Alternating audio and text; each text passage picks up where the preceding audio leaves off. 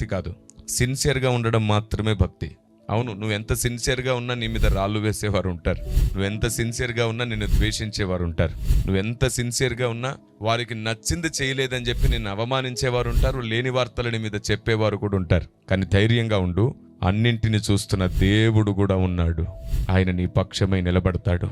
ఆమేన్. మనం ఈ భూమి మీద ఎంత గొప్పగా, ఎంత భక్తిగా, ఎంత జాగ్రత్తగా ఉన్నా సరే నిష్కారణంగా ద్వేషించే శత్రువులు ఎందరో ఉంటారు. విచిత్రం ఏమిటో చెప్పనా? భ్రష్టుల సాక్ష్యం భక్తులు నమ్మడం ఈనాటి దినాల్లో స్పెషల్ అయిపోయింది. దౌర్భాగ్యం, నీచ ప్రవృత్తి అన్నమాట. భక్తుల మాట కంటే భ్రష్టుల మాట ఎక్కువగా నమ్ముతున్నారు. కల్పితాన్ని నమ్మే సంఘం ఉన్నంత వరకు కాలాన్ని గెలవలేం మనం. అజ్ఞానాన్ని నమ్మేంత వరకు జ్ఞానంతో కట్టబడలేం మనం. ఏది సత్యమో ఏది అబద్ధమో తెలుసుకోలేని మనం ఎప్పటికీ దేవుని చిత్తాన్ని గుర్తించలేం. మీరు చెప్పండి, దేవుని ఆలోచన విధానం భూమి మీద నెరవేరడం ముఖ్యం. సువార్త ఆగకుండా కొనసాగడం ముఖ్యం. సంఘం దేవుని ఆలోచనతో నింపబడ్డం ముఖ్యం. అనేకులు దేవుని కొరకు నిలబడ్డం ముఖ్యం. రాష్ట్రాలు, దేశాలు దాటి దేవుని చిత్తం నెరవేరడం ముఖ్యం. కాబట్టి ఫలమును బట్టి మనం భక్తులను గుర్తించాలి. ఈ చివరి దినాల్లో మనం ఫలం అంటే ఏమిటో, దేవుని ఆలోచన ఏమిటో, దేవుని జ్ఞానం ఏమిటో తెలియకుండానే ఉన్నాం. మీకు ఆ విషయం పరిచయం చేస్తాను. గతం ఎవరం గొప్పగా లేరు. గతం మీరెవరూ పరిశుద్ధంగా లేరు. గతం బుద్ధిగా, జ్ఞానంగా ఎవరము లేం.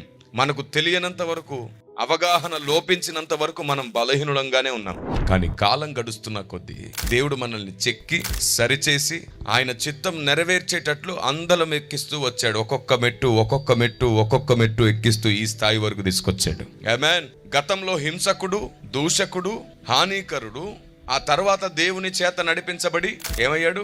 అపోస్తలుడు, అందరి కోసం పునాది వేసే బలవంతుడయ్యాడు. కాబట్టి కాలం గడుస్తున్న కొద్దీ మనం అందరము దేవుని చేత నడిపించబడి భక్తులం అవుతాం. నేనంటాను, సహోదరునిలో ఏదైనా పొరపాటు ఉంటే సహోదరుడే పొరపాటు కాదు.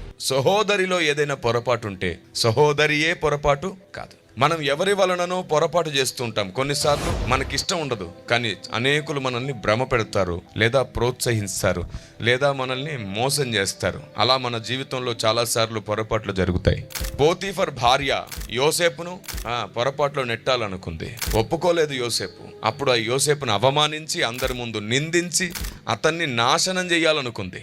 అతన్ని చెరసాలలో వేయించింది.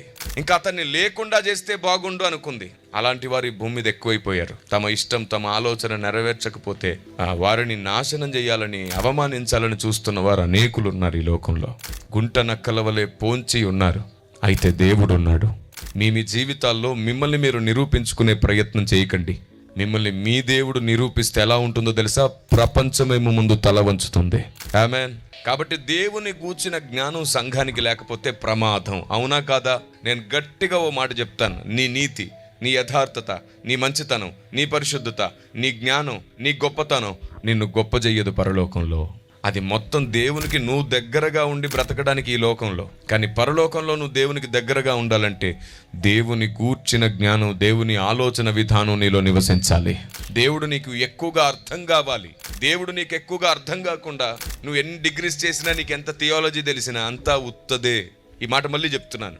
దేవుడు నీకు అర్థం కాకుండా, దేవుని ఐడియాలజీ నీకు అర్థం కాకుండా, నీకెంత థియాలజీ తెలిసినా, నువ్వు ఎన్ని డిగ్రీస్ చేసినా అంతా ఉత్తదే. లోకం మనుషులు నేర్పిన జ్ఞానాన్ని గొప్పగా చెప్పగలుగుతాం అంతే. కానీ దేవుని మనసును గొప్పగా అర్థం చేసుకోకపోతే గొప్పగా ఏం చెప్పలేం. మీరే చెప్పండి. దేవుడు చెప్పాలనుకున్నది తెలియడం ద్వారా, వినడం ద్వారా మనం ఆత్మలో వర్ధిల్లుతామా? అక్షర జ్ఞానాన్ని ఎక్కువ తెలుసుకుంటే మనం ఆత్మలో వర్ధిల్లుతామా? నేనేమంటున్నానంటే అక్షరం చంపును అనే మాట జ్ఞాపకం చేస్తున్నాను. ఆత్మ జీవింపజేయును. ఇప్పుడు అక్షరం చంపును అనేది ఎలా ఉంటుందో మీకు చెప్పనా? మీకు అర్థమయ్యేటట్టు చేస్తాను. అక్షరాన్ని మాత్రమే వెంబడిస్తే మన ఆత్మీయ జీవితం చనిపోతుంది. అది ఎలా ఉంటుందో తెలియజేయడానికి ఒక చిన్న క్వశ్చన్ ఆలోచించండి ఒకసారి. బైబిల్ ప్రకారంగా పరలోక రాజ్యంలో ఆకలి దప్పులు ఉంటాయా? ఉండవు. ఎందుకంటే ప్రకటన గ్రంథంలో డైరెక్ట్గా రాయబడింది పరలోక రాజ్యంలో ఆకలి దప్పులు. అదే నిజమైతే, ఒకవేళ పరలోక రాజ్యంలో ఆకలి దప్పులు ఉండవు అని లేఖనం చెప్పింది కాబట్టి అదే నిజమైతే పరలోకంలో దేవదూతల ఆహారం ఎందుకున్నట్టు? మొదటి ప్రశ్న. ఒకవేళ పరలోకంలో ఆకలి దప్పులు లేవు అన్నది మాత్రమే నిజమైతే క్రీస్తుకు సంఘానికి వివాహం తర్వాత పెళ్లి విందు ఎందుకు జరుగుతున్నట్టు? ఒకవేళ ఆకలి దప్పులు లేవు అన్నదే నిజమైతే జయించిన వానిని పరదేశిలో ఉన్న జీవవృక్ష ఫలములను భుజింతనిత్తునన్నాడు, తిననిస్తానన్నాడు. మరి ఆకలి దప్పులు లేకపోతే ఈ పండ్లు తినడం ఏమిటి? ఆలోచించారుగా? ఇప్పుడు ఈ 3 ప్రశ్నల్ని మనసులో పెట్టుకొని ఇప్పుడు యథార్థంగా చెప్పండి, పరలోకంలో ఆకలి దప్పులు ఉన్నాయా లేవా? మనస్సాక్షి పని చేసినప్పుడు నోరు పని చేయదు, ఆలోచన పని చేస్తూ ఉంటుంది. కొన్ని ప్రశ్నలు ముందుకు రాగానే ధైర్యంగా చెప్పారు కదా ముందు, లేవు అని. ఇప్పుడు చెప్పలేకపోయారు, ఎందుకంటే మీ మనస్సు ఆలోచిస్తుంది. నిజమే కదా, దేవదూతల ఆహారం ఉంది కదా అక్కడ కదా. ప్రభు భోజన సమయంలో ప్రభు ఏమంటారు, మరలా మిమ్మల్ని పరలోకంలోనే మళ్ళీ మీతో కలిసి అన్నాడు. మరి ఆకలి దప్పు లేకపోతే అదేంటి? కాబట్టి దేవదూతల ఆహారం ఉంది, వివాహం తర్వాత పెళ్లి విందు ఉంది, అక్కడ పరదేశంలో ఉన్న జీవవృక్ష ఫలాలు తినే కార్యక్రమం ఒకటి ఉంది. ఇప్పుడు చెప్పండి, లేదు అని చెప్పింది లేఖనమే కదా. ఆకలి దప్పులు అక్కడ ఉండవని చెప్పింది ఎవరు? అదే లేఖనం పరదేశిలో ఫలం గురించి, అదే లేఖనం దేవదూతల ఆహారం గురించి, అదే లేఖనం పెళ్లి విందు గురించి మాట్లాడింది. ఇప్పుడు ఒక్కవైపే అక్షరాన్ని చూస్తే నువ్వు తెలుసుకోగలుగుతావా దేవుని జ్ఞానం ఏమిటో? ఈరోజు క్రైస్తవ సమాజం అంతా వన్ సైడ్ పరిగెడుతూ థియాలజీ అని దానికి పేరు పెట్టుకున్నారు. అందుకే భక్తులు అర్థం కావట్లా. మనుషుడు నేర్పు జ్ఞానము మనుషునికి గొప్పదిగా భావిస్తున్నారు. ఉండాలి, థియాలజీ చాలా గొప్పది. ఎందుకంటే నేను కూడా డిగ్రీస్ చేశాను, నేను కూడా పట్టభద్రున్నే, నాకు తెలుసు దాని విలువేమిటో. అయితే అది మాత్రమే అనే చోట నేనేమంటున్నానంటే కాదు, అది ఫండమెంటల్ మాత్రమే. ప్రత్యక్షత ఇంకా మిగిలిపోయి ఉన్నది. ఆత్మదేవుడు చెప్పాలనుకున్న సంగతి మిగిలిపోయింది. ఈ థియాలజీ మొత్తం సత్యం మాత్రమే. థియాలజీ మొత్తం సత్యం, సర్వసత్యం కాదు. అయితే పరిశుద్ధాత్ముడు వచ్చాడు సత్యము నుండి సర్వసత్యములోనికి నడపడానికి. దేవునికి స్తోత్రం కలుగునుగాక. ఈ చివరి దినాల్లో దేవుని ఆలోచన విధానం అంటే సర్వసత్యం ఏదో తెలుసుకోకుండా మనం భూమి మీద నుంచి వెళ్ళిపోకూడదు. ఎందుకంటే ముఖ్యంగా పరిశుద్ధాత్మ దేవుని పనేమిటి? సత్యము నుండి. ఇప్పుడు ఆ సర్వసత్యం అంటే ఏమిటో తెలుసుకోకుండా మనం చనిపోతే అంతకంటే దౌర్భాగ్యం ఏముంది? కాబట్టి మనకు దేవుని ఆలోచన విధానం తెలియాలి. Praise the lord. ఇంకొక ప్రశ్న అడుగుతాను, ఇంకొక మాట అడుగుతాను, నాకు సరిగ్గా సమాధానం ఇస్తారా? ఇర్మియా గ్రంథం 9వ అధ్యాయం 24వ వచనం ప్రకారంగా అతిశయించువాడు దేనిని బట్టి అతిశయింపవలనగా భూమి మీద కృప చూపుచు నీతి న్యాయములు జరిగించుచున్న యెహోవాను నేనే అని గ్రహించి నన్ను పరిశీలనగా తెలుసుకొనుటను బట్టియే అతిశయింపవలెను. అట్టి వాటిలో ఆనందించువాడనని యెహోవా సెలవిస్తున్నాడని ఉంటుంది. కాబట్టి దేవుణ్ణి పరిశీలనగా తెలుసుకుంటే దేవుడు సంతోషపడతాడంట, దేవుడు ఆనందపడతాడంట. దేవుడు ఇలా చిటికేస్తే సాతాన్ని బంధించగలరా లేదా? చిటికెలో మీరు చెప్పండి. మనం అందరము ఈ భూమి మీద పుట్టక ముందే, అంటే మనుషులు భూమి మీద